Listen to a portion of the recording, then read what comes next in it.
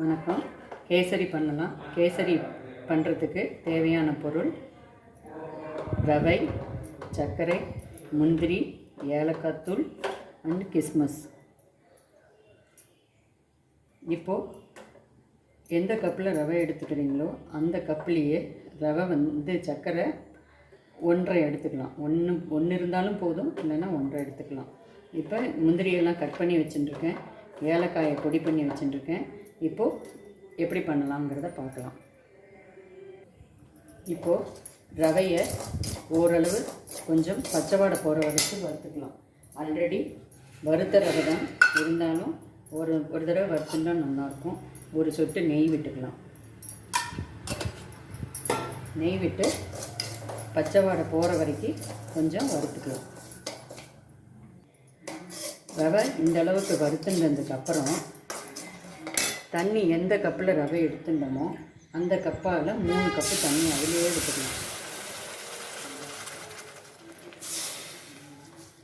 இல்லைன்னா தண்ணி பக்கத்தில் கொதிக்க வச்சுட்டு அதுக்கப்புறம் கூட விடலாம். இப்போது ரவை ஓரளவு கெட்டியாகிட்டே வருது.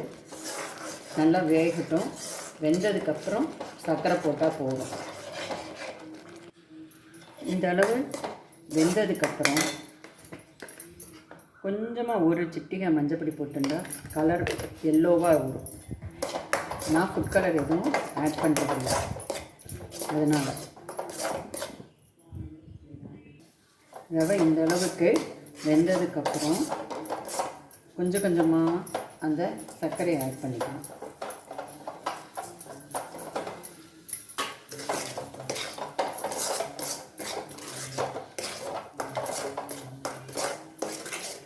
இப்போ கெட்டியாக இருந்தது கொஞ்சம் கொஞ்சமாக மெல்ட் ஆக ஆரம்பிச்சுட்டு இருக்கிற சர்க்கரையை போட்டு கிண்டின்னு இருக்க வேண்டியதான்.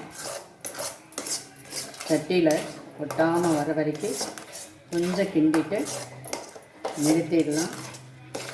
லிக்விடாக இருந்தாலும் பரவாயில்ல, ஆறுனா கெட்டியாகிடும். இந்த சர்க்கரை கரையணும், அவ்வளோதான்.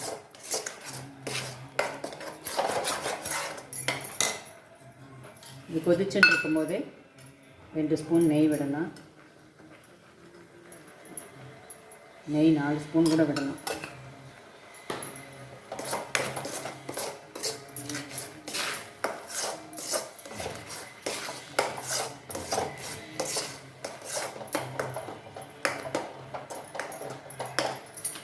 ஏலக்காய் தூள் பொடி பண்ணி வச்சுருக்கோம் இல்லையா, அதையும் இதோட ஆட் பண்ணிடலாம்.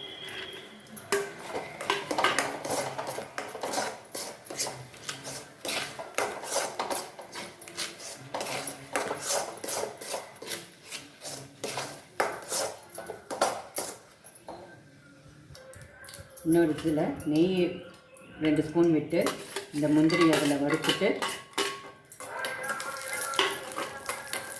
அதில் கொட்ட வேண்டியது. திராட்சையும் போட்டுக்கலாம்.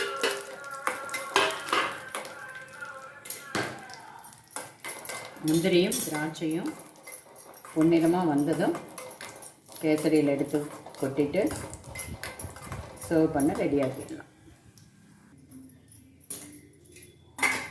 வறுத்த முந்திரியும் திராட்சையும் இதில் கொட்டிடலாம்.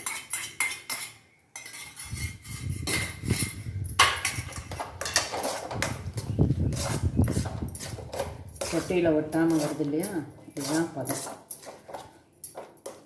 கேசரி ரெடி. இதை ஒரு பவுலுக்கு ட்ரான்ஸ்ஃபர் பண்ணிவிட்டு சர்வ் பண்ணிடலாம். கேசரி ரெடி.